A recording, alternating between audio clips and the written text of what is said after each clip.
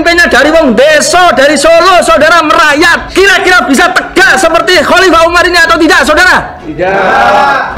Mau saya takut di mana? Saya ini 4 tahun begini sabar.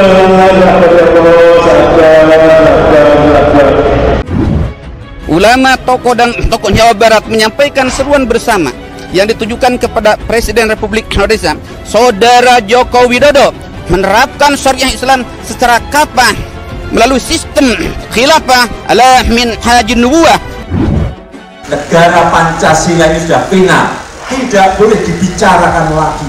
Itu hal yang sangat fundamental sekali. Kalau itu ada ormas yang seperti itu, ya kita gebuk. Bahwa Pancasila itu adalah ideologi yang sudah final. Ini hanya ada ketika di dalam kepemimpinan khilafah persatuan yang adil ini, saudara. Karena itu Presiden segera mengaktifkan kembali FPI dan HTI. Itu apalagi sudah dinyatakan sebagai organisasi terlarang, ada tatnya jelas sekali. Ya kita gebuk, kita tendang, sudah jelas itu. Jangan ditanyakan lagi. Menuntut kepada Presiden Republik Indonesia untuk mengambil Islam sebagai solusi. Dengan menerapkan syariat Islam secara kafah, pemerintah Indonesia akan dapat melayani rakyat dengan baik dan memproteksi negara dari kejahatan ideologi kapitalisme liberal yang melakukan penjajahan ekonomi kepada seluruh umat dan bangsa di dunia. Bahwa dasar negara kita, ideologi kita Pancasila, NKRI, Bhinneka Tunggal Ika, Undang-Undang Dasar 1945 sudah final, harga mati dan tidak bisa diganggu-gugat. Kami bangga menjadi bangsa Indonesia, kami bangga menjadi anak Indonesia, kami orang NKRI harga mati. Maka ini semakin menunjukkan bahwa rezim Jokowi ini adalah rezim anti-Islam.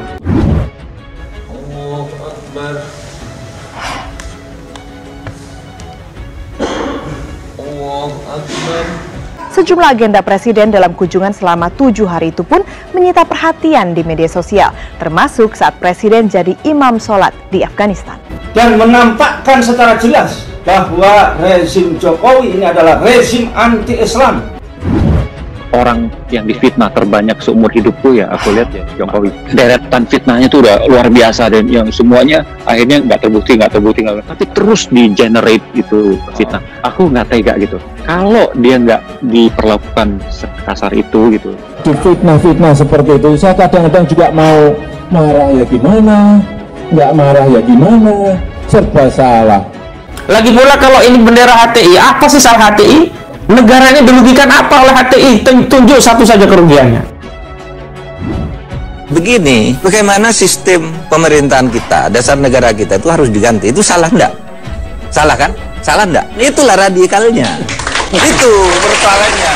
Tidak boleh dibiarkan kalau ada orang, ada kelompok, ada organisasi yang jelas-jelas ingin mengganti dasar negara kita Pancasila.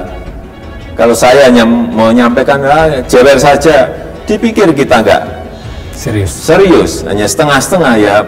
Kata yang paling pas ya digebuk. Khilafah itu ajaran Islam. Khilafah itu ajaran Islam. Jadi kita bagi yang mengerti silahkan terus diskursuskan khilafah. Khilafah itu jualan orang, Bapak Ibu. Saya kasih tahu cara ngejawabnya.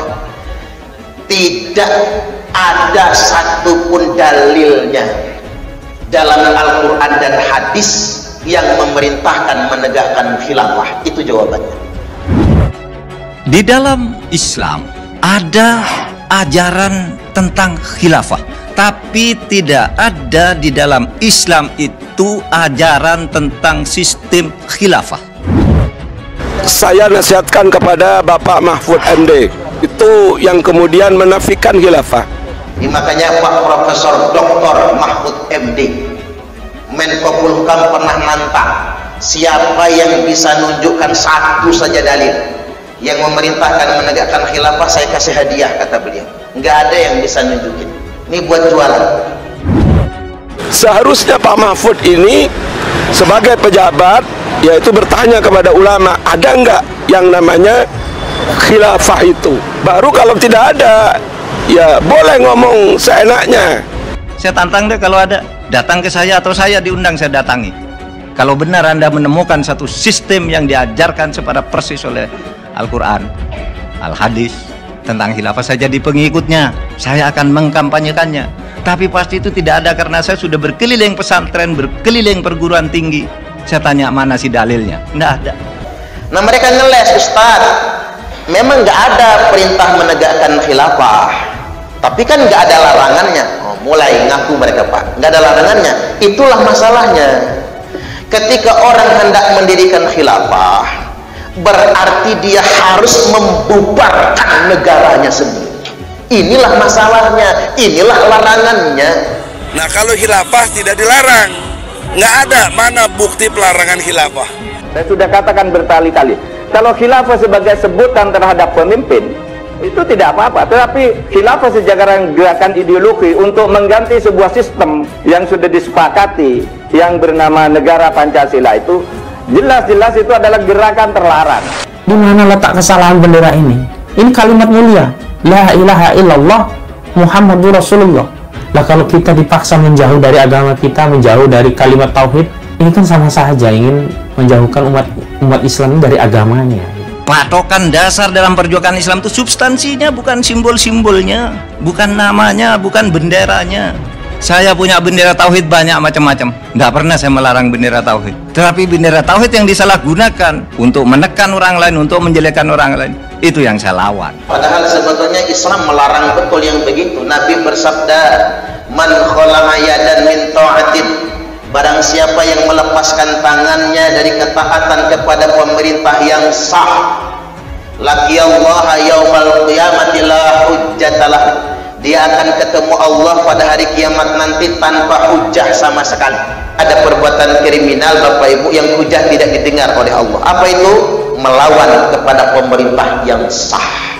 Waman mata walaysa fi unuqihi bay'atun mata mitatan jahiliyah, barang siapa yang mati dalam keadaan memberontak kepada pemerintah yang sah, maka matinya mati jahiliyah.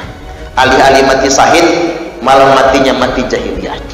Bahkan ada nas bunyi begini, man ahana sulqana ahanahullah, barang siapa yang menghina pemerintah, maka dia pasti akan dihinakan oleh Allah.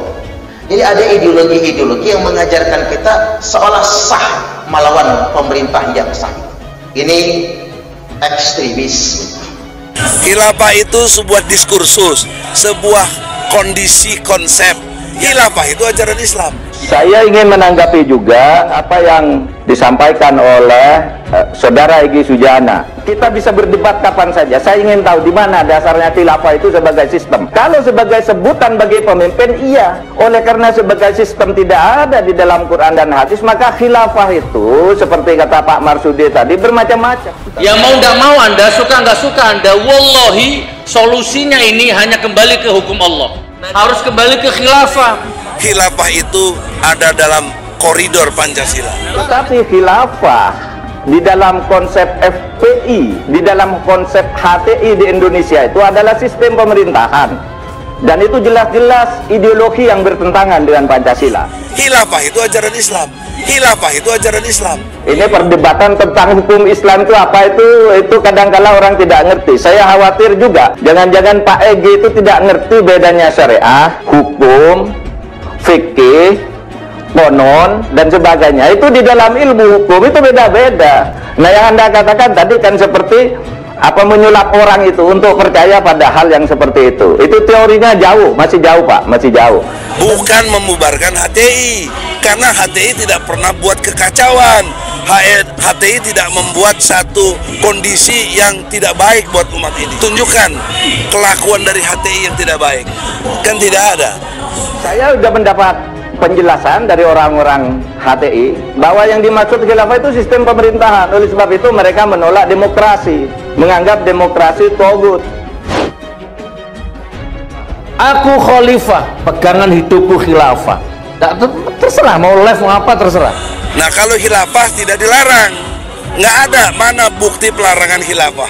Saya sudah katakan berkali-kali, Kalau khilafah sebagai sebutan terhadap pemimpin, itu tidak apa-apa. Tetapi khilafah sebagai gerakan ideologi untuk mengganti sebuah sistem yang sudah disepakati, yang bernama negara Pancasila, itu jelas-jelas itu adalah gerakan terlarang. Barangkali kurang puas. Nanti kalau sudah putus asa, baru kamu akan mencari khilafah nanti. Jadi kita bagi yang mengerti, silahkan terus diskursuskan khilafah. Kan sistem, coba saya tanya, siapa sih yang suka ngajak-ngajak ke khilafah itu? Sistemnya seperti apa? Saya mau ikut kalau ada. Sekarang saya jadi Menko Polhukam. Kalau ada yang punya dalil Al-Quran dan hadis bahwa sistem pemerintahan itu ada menurut Islam, saya ikut dan saya akan mengkampanyekan.